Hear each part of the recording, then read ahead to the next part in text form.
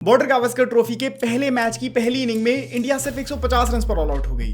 लेकिन फिर भी जब ऑस्ट्रेलिया ने बैटिंग करी तो इंडियन फैंस सेलिब्रेट कर रहे थे, इंडियन फैंस चीयर कर रहे थे। एंड इसका सिर्फ एक ही रीजन है, and that is Jasprit Bumrah.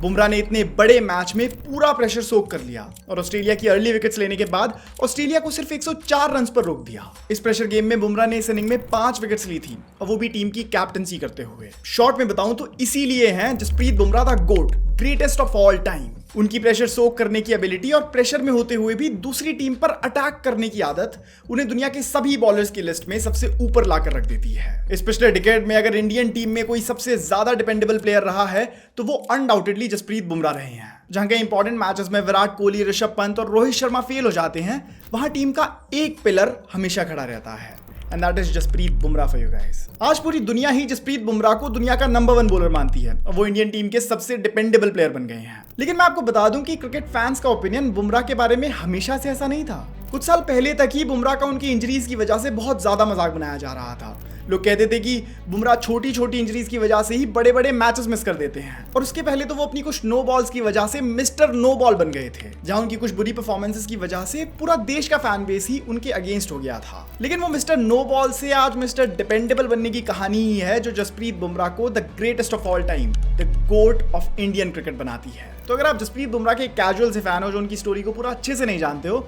तो इस वीडियो को देख लो। जसप्रीत बुमराह के बारे में आपको सब कुछ पता चल जाएगा। 2013 के आईपीएल सीजन में मुंबई इंडियंस अपनी टीम में एक नए 19 साल के यंगस्टर को इंट्रोड्यूस करती है और इस यंगस्टर के लिए पहला ही आईपीएल मैच आरसीबी के अगेंस्ट होने वाला था। एक ऐसा मैच जो हर आईपीएल फैन की अटेंशन अपनी तरफ कर लेता है। और जब इसी क्राउड के सामने यंगस्टर पहली बार बॉल करने आया तो सबको थोड़ा अजीब लगा, थोड़ा नहीं इनफैक्ट बहुत ज्यादा अजीब लगा। इस तरह का रनअप और बॉलिंग एक्शन प्रोफेशनल क्रिकेट में इससे पहले कभी नहीं देखा गया था। विकेट से बस थोड़ी दूर से रनअप, दूसरे फास्ट बॉलर्स के कंपैरेटिवली तो काफी छोटा रनअप, और रनअप की स्पीड भी काफी कम। रनअप देखकर लग नहीं रहा था कि ये कोई फास्ट बॉलर है, और जब उन्होंने बॉल डाली तो उनका बॉलिंग एक्शन ऐसा तो पहला इंटरनेशनल क्रिकेट में या फिर प्रोफेशनल क्रिकेट में देखा ही नहीं गया था। और हाँ, अगर आप सोचोगे कि उनका ये एक्शन कैसे डेवलप हुआ तो उसके बारे में बताता हूँ। ये एक्शन बुमराह के लिए काफी नेचुरली डेवलप हुआ, क्योंकि पुराने दिनों में वो घर के पीछे छोटी सी जगह में प्रैक्टिस करते थे, तो वहां पे रनअप के लिए ज्यादा जगह नहीं होती थी और उनको छोटे से रनअप के बाद ही बहुत तेजी से बॉल डालनी होती थी, और इसीलिए उन्होंने यूनिक सी एबिलिटी अपने अंदर डेवलप कर ली। इसी वजह से उनका स्टिफ आर्म और वो क्विक रिलीज एक्शन भी डेवलप हुआ।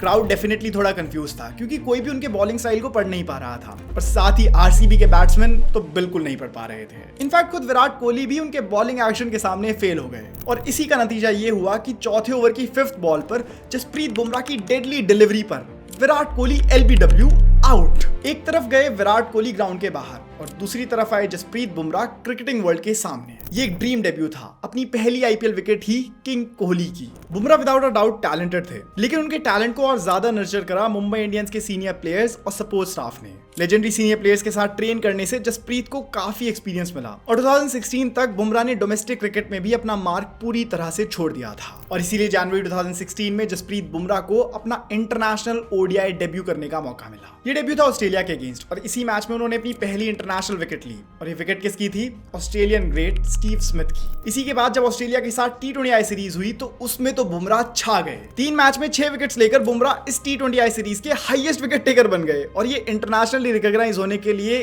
काफी था। आईपीएल के बाद इंटरनेशनल डेब्यू करने में जसप्रीत बुमराह को 3 साल लग गए थे, लेकिन यहां से उनकी ग्रोथ मिटियोरिक रहने वाली थी। उन 3 सालों में बुमराह की तैयारी इतनी ज्यादा मजबूत थी कि अपने डेब्यू करने के 1 साल के अंदर ही वो टीम के one of the best bowlers बन गए, और उन्होंने हर फॉर्मेट में, हर टूर्नामेंट में अपनी परफॉर्मेंस से वेव्स बनानी शुरू कर दी। उनका अनऑर्थोडॉक्स बॉलिंग स्टाइल, उनकी प्रिसिजन के साथ यॉर्कर डालने की एबिलिटी और अपनी लाइन लेंथ पर टाइट कंट्रोल रखने की एबिलिटी ने उन्हें एक मजबूत फोर्स बना दिया था। उनका एक्शन शुरू में एक डिसएडवांटेज लगता था, लेकिन उन्होंने इसे अपनी स्ट्रेंथ बनाया। दुनिया के सबसे बड़े batsman Virat Kohli, Steve Smith, AB de Villiers, कोई भी हो, सब उनके सामने स्ट्रगल करते हुए दिखते थे। ऐसा क्यों? क्योंकि उनका एंगल और रिस्ट पोजीशन उनको दूसरे बॉलर्स से काफी अलग बनाती है। वो बॉल को एक यूनिक सेम पोजीशन में रिलीज करते हैं, जिससे स्विंग और बाउंस दोनों काफी अनप्रेडिक्टेबल हो जाते हैं। 2016 में ही जब इंडिया जिम्बाब्वे टूर पर गई तो वहां बुमराह ने 3 मैच की सीरीज में 2 मैचेस में 4 विकेट हॉल्स लिए। 2016 में इंटरनेशनल क्रिकेट शुरू करने के बाद ही उन्होंने बहुत कंसिस्टेंटली T20I मैचेस खेले, और अगस्त तक ही उन्होंने 21 T20I मैचेस खेल लिए थे। एक कैलेंडर ईयर में 21 T20I मैचेस, और इन्हीं मैचेस में उन्होंने ले ली थी 28 विकेट्स, और इसी के साथ उन्होंने एक नया रिकॉर्ड बना दिया। और ये रिकॉर्ड था एक कैलेंडर ईयर में सबसे ज्यादा T20I विकेट्स लेने का रिकॉर्ड। आप खुद सोचो कि भला किसी बॉलर के लिए इससे बढ़िया डेब्यू ईयर और क्या होगा, कि अभी उन्हें खेलते हुए सिर्फ 6-7 महीने ही हुए थे, 1 साल भी नहीं हुआ था, और ऑलरेडी वो एक कैलेंडर ईयर में सबसे ज्यादा T20I विकेट्स लेने वाले बॉलर बन गए थे। यार ये होता है एक वर्ल्ड क्लास प्लेयर का इंपैक्ट। बुमराह के एक्शन और बॉलिंग स्टाइल पर इससे पहले सवाल भी उठे थे, फैंस ने सोशल मीडिया पर काफी शोर भी मचाया था, लेकिन 6 महीने में ही ऐसी परफॉर्मेंस देकर बुमराह ने सबका मुंह बंद कर दिया था। और बुमराह अपने करियर में ऐसा कई बार करते हैं, जहां उनके हेटर्स और क्रिटिक्स कई बार उनको राइल अप करते हैं और बहुत ज्यादा ट्रोल करते हैं, और कुछ ही महीनों बाद बुमराह आते हैं और अपनी परफॉर्मेंस से सबका मुंह बंद कर देते हैं। लेकिन अगर आपको बताऊं तो बुमराह उस टाइप के प्लेयर कभी रहे नहीं हैं जो इस बात पे विश्वास रखते हो कि मुझे अपने हेटर्स का या क्रिटिक्स का मुंह बंद करना है या मुझे किसी को कुछ करके दिखाना है। ना ना ना ना, बुमराह तो बस अपनी आर्ट ऑफ बॉलिंग पे फोकस करते हैं, और वो बस हर तरह से अपनी बॉलिंग को दुनिया में बेस्ट बनाना चाहते हैं और इंडिया के लिए ज्यादा से ज्यादा मैचेस जीतना चाहते हैं। इसके बीच में उनके हेटर्स उन्हें गालियां दें या फिर उनके फैंस उनकी तारीफ करें, I don't think Bumrah really cares that much, और ये उनकी गेम में भी दिखता है। इसीलिए उन्होंने मुंबई इंडियंस में रहते हुए लसिथ मलिंगा से यॉर्कर्स तो सीखी ही, साथ ही अब वो अपनी बॉलिंग को और इंप्रूव करने के लिए ऑफ कटर्स भी सीख रहे थे। और बुमराह के इसी एटीट्यूड ऑफ लर्निंग की वजह से उनके करियर के शुरुआत में जो उनकी तरफ फेम और पैसा आया था, उससे वो अपनी ट्रैक से कभी डिस्ट्रैक्ट नहीं हुए, जो कि बाय द वे बहुत सारे प्लेयर्स हो जाते हैं। इतनी मेटियोरिक राइज के कई फायदे होते हैं, लेकिन एक नुकसान भी होता है कि जब एक 22-23 साल के लड़के के पास इतनी ज्यादा अटेंशन और इतना ज्यादा पैसा आने लगता है, तो उसके लिए डिस्ट्रैक्ट होकर अपने करियर से ऑफ द ट्रैक हो जाना काफी लाजमी लगता है।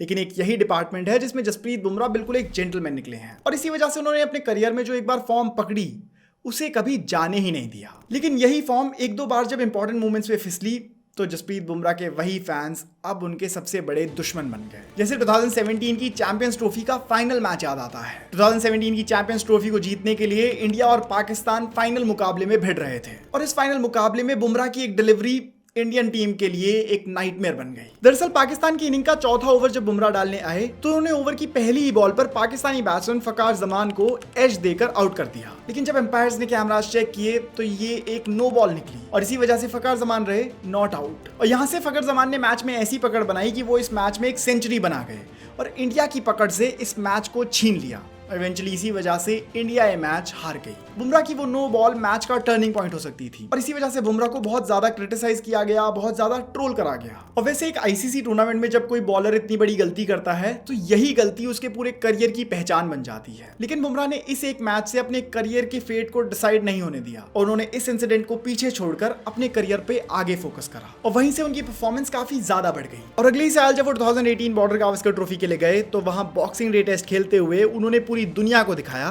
कि ही मींस बिजनेस। वो ऑस्ट्रेलिया में जाकर ऑस्ट्रेलिया को डोमिनेट कर सकते हैं। इस मैच में जसप्रीत बुमराह ने 2 इनिंग्स में सिर्फ 86 रन दिए और 9 विकेट्स निकाली, और अपने टेस्ट करियर की बेस्ट परफॉर्मेंस दी थी। इस बॉर्डर गावस्कर ट्रॉफी को इंडिया ने जीता, और इसमें एक बहुत बड़ा कंट्रीब्यूशन जसप्रीत बुमराह का था। आज जो हमें जसप्रीत बुमराह की लीडरशिप क्वालिटीज बहुत ऑब्वियसली दिखती हैं, वो तब भी दिखती थी जब उन्हें इंटरनेशनल क्रिकेट खेलते हुए बस थोड़ा ही वक्त हुआ था। जैसे टॉप ऑफ द हिट 2017 का एक किस्सा याद आता है, जब मोहम्मद सिराज न्यूजीलैंड के अगेंस्ट अपना T20I डेब्यू कर रहे थे, और अपने डेब्यू मैच में ही सिराज को कीवी बल्लेबाजों ने खूब धोया और सिराज की बॉल्स पर खूब रन मारे। और ऐसे में एक डिस्करेज सिराज को हिम्मत देने के लिए उनके पास पता है कौन आया? सिर्फ 1 साल पहले टीम में आए जसप्रीत बुमराह। वो सिराज के पास गए और सिराज को समझाने लगे कि कैसे हर बॉलर का एक बुरा दिन होता है, और हो सकता है आज तुम्हारा बुरा दिन है, लेकिन इस बुरे दिन को अपने करियर को डिफाइन मत करने देना। इस बुरी परफॉर्मेंस को ज्यादा पर्सनली मत लेना, क्योंकि तुम्हारे आगे अभी बहुत लंबा करियर है। सिर्फ 1 साल सीनियर होने के बाद नए प्लेयर्स को लीड करना और उनको इंपॉर्टेंट मोमेंट्स पे बैक करना, यही जसप्रीत बुमराह की लीडरशिप क्वालिटी को अच्छे से दिखाता है। 2019 का ओडीआई वर्ल्ड कप आ गया था, और अब तक तो जसप्रीत बुमराह का इंडियन टीम में इंपैक्ट बहुत ज्यादा बढ़ गया था। उनकी डेथ ओवर्स में बॉलिंग इंडियन टीम की विक्ट्रीज का सबसे इंपॉर्टेंट फैक्टर बनने लगी। इंडिया को जो एक लंबे वक्त से डेथ ओवर बॉलिंग स्पेशलिस्ट चाहिए था, अब वो जसप्रीत बुमराह की शक्ल में इंडियन टीम को मिल गया था। और जब तक 2019 का वर्ल्ड कप आया, तब तक जसप्रीत बुमराह एक अनफॉर्मिडेबल फोर्स बन गए थे। 2019 का वर्ल्ड कप बुमराह के लिए एक्सेप्शनली अच्छा रहा। उन्होंने 9 मैचेस में 18 विकेट्स ली और इंडिया के लिए टूर्नामेंट में लीडिंग विकेट टेकर रहे। 2019 में ही आगे चलकर वो टेस्ट क्रिकेट में तीसरे ऐसे इंडियन बॉलर बने जिसने एक टेस्ट हैट्रिक ली हो। ऐसा उन्होंने करा था वेस्ट इंडीज के अगेंस्ट, जब उन्होंने डैरन ब्रावो, शमारा ब्रूक्स और रॉस्टन चेस को आउट किया था। और जब हैट्रिक की तीसरी विकेट के लिए बुमराह ने बॉल डाली, और एलबीडब्ल्यू की अपील करी तो अंपायर का डिसीजन था नॉट आउट। ऐसे में बुमराह भी ज्यादा श्योर नहीं थे कि बॉल पहले बैट पर लगी है या फिर पैड पे। बुमराह श्योर नहीं थे, लेकिन कैप्टन कोहली ने कहा कि भैया कैसी बात कर रहे हो, बॉल साफ साफ पहले पैड पर लगी है और हो सकता है कि तुम्हारी हैट्रिक हो गई है। कोहली ने रिव्यू लिया और अंपायर ने अपना डिसीजन बदल कर दिया आउट, और इसी तरह से बुमराह को मिल गई उनकी टेस्ट हैट्रिक। बुमराह के लिए सब कुछ मस्त चल रहा था, वो इंडिया के लिए एक ऑल फॉर्मेट प्लेयर बन गए थे। लेकिन यहीं पर इसका एक दूसरा पहलू भी था, जहां सारे फॉर्मेट्स खेलने की वजह से बुमराह की बॉडी बहुत ज्यादा स्ट्रेस, टेंशन और लोड में आने लगी थी, और इसी वजह से उनकी बॉडी बहुत ज्यादा इंजरी प्रोन हो गई थी। और जिसका डर था वही हुआ। 2019 के एंड तक आते आते बुमराह को एक ऐसी इंजरी हुई जो एक फास्ट बॉलर के लिए तो एक करियर एंडिंग इंजरी साबित हो सकती है। उनकी लोअर बैक में एक स्ट्रेस फ्रैक्चर था, और इसी इंजरी ने बुमराह के लिए अब सब कुछ बदल दिया। यहीं पर टीम मैनेजमेंट की सलाह पर बुमराह ने 3 महीने के लिए क्रिकेट से रेस्ट लिया और खुद को वापस रिकवर करने पर ध्यान दिया। लेकिन एक स्ट्रेस फ्रैक्चर से रिकवरी इतनी आसान नहीं है, और 3 महीने में तो बिल्कुल नहीं। और इसीलिए यहाँ से अगले 2 सालों तक जसप्रीत बुमराह के लिए काफ़ी पेनफुल सफ़र रहा, जहां वो टीम में इन एंड आउट होते रहे, वो फिटनेस टेस्ट देते रहे, अपनी इंजरी का इलाज कराते रहे, लेकिन कोई आराम नहीं था। और इसीलिए अगले 2 सालों तक बुमराह के लिए एक नाइटमेयर रिकवरी सीजन चलता रहा, जहां वो रिकवरी की हर कोशिश कर रहे थे, लेकिन उनकी इंजरी से रिकवरी नहीं हो पा रही थी। और जब भी वो खेलने उतरते उनकी इंजरी और वर्स हो जाती थी, एक और बार से ट्रिगर हो जाती थी। और अब बुमराह के लिए उनका बचा हुआ करियर ज़्यादा ब्राइट नहीं लग रहा था। रिकवरी के दौरान ही उन्होंने अपनी बॉलिंग एक्शन को भी थोड़ा सुधारने की कोशिश करी, क्योंकि उनके बॉलिंग एक्शन की वजह से ही उनकी बैक पर और ज़्यादा लोड पड़ता था। वो हर कोशिश कर रहे थे और अपनी पीक पर वापस आने की कोशिश कर रहे थे, टीम में वापस आने की कोशिश कर रहे थे। लेकिन फिर जब 2022 आया तो उनकी ये इंजरी और गहरी और लंबी हो गई। 2022 में तो उन्हें अपनी इंजरी की वजह से एशिया कप तक मिस करना पड़ा था, और जब तब भी वो फिट होकर टीम में वापस नहीं आ पाए तो वो बहुत ज़्यादा फ्रस्ट्रेट हो गए थे, और अब फैंस भी फ्रस्ट्रेट हो रहे थे। और फैंस ने तो इनफैक्ट अब हद ही कर दी थी। फैंस ने इस मोमेंट पर बुमराह को बहुत ही मर्सीलेसली ट्रोल करना शुरू कर दिया।